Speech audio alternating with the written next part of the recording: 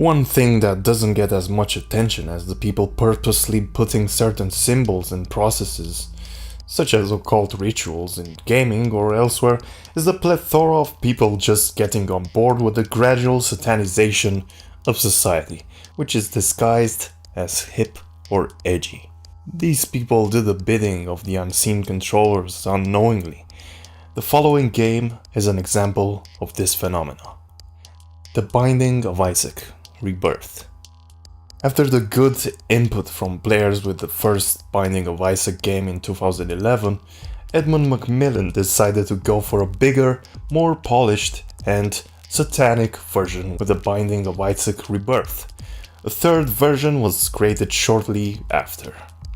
Edmund himself with his shirt provides us an example of esoteric symbols being used for their coolness with the youth, such as the skull and crossed bones. So from where does this skull and bones symbol originate from?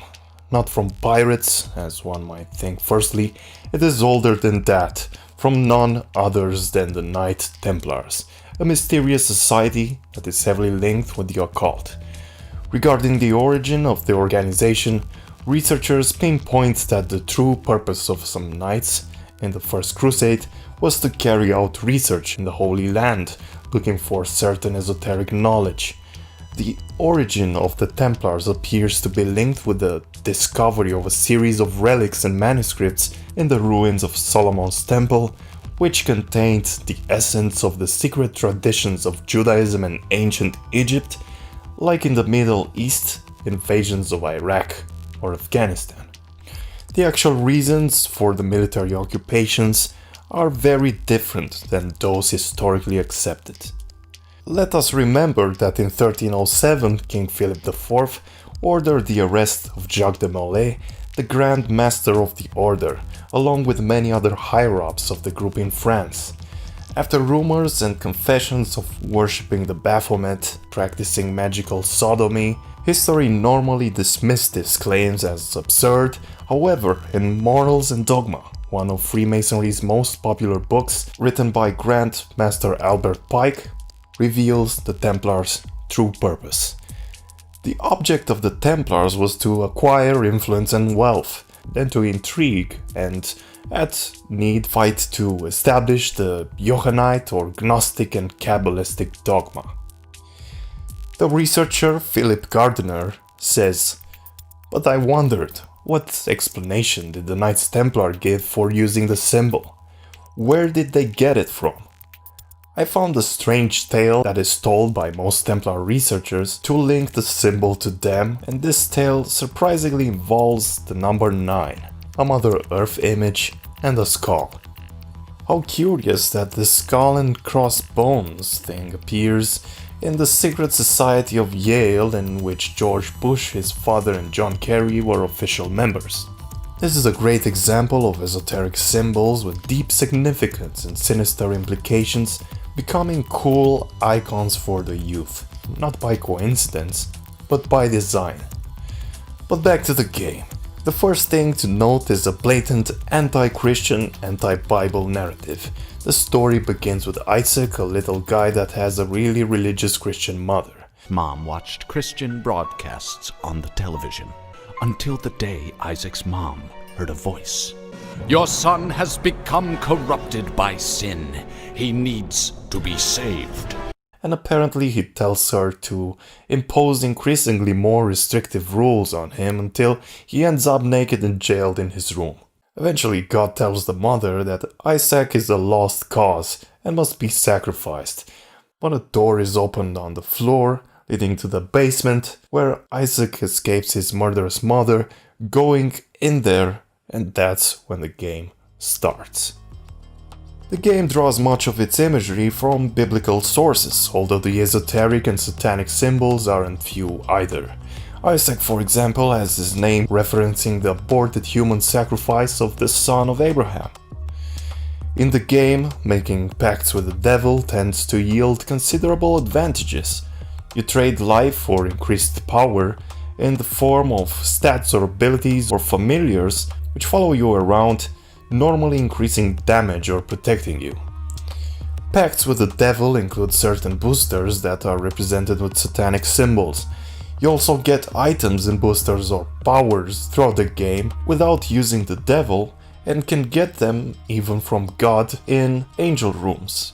But many God items are as esoteric as the devil ones. Devil items. The Brimstone, Mark of the Beast, Lord of the Pit, Book of Belial. Angel room items. Godhead, Body, Mitra.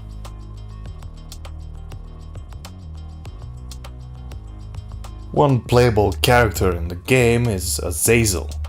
According to the Book of Enoch, Azazel was the leader of the Grigori, a group of fallen angels who had sex with mortal women and gave birth to a race of giants known as the Nephilim. Other playable characters include Cain, Judas, and the Sumerian demon Lilith. This game comes to serve the common function of trivializing or making mainstream symbols, rituals, and ideas that some decades ago only the true initiates knew about. The youth is the target for this process, because old people are almost irrelevant for the satanic controls. For those, mainstream religion, sports, and patriotism were enough to keep them in trance. The vectors for indoctrination for the new generations are music, video games, fashion. It's funny how some decades ago only heavy metal was openly satanic, but now even pop performers like Kesha find new ways to show their allegiance. The brand Obey is particularly open about their agenda. Psychologically speaking, the game makes Satanism look like just some bizarre, harmless thing.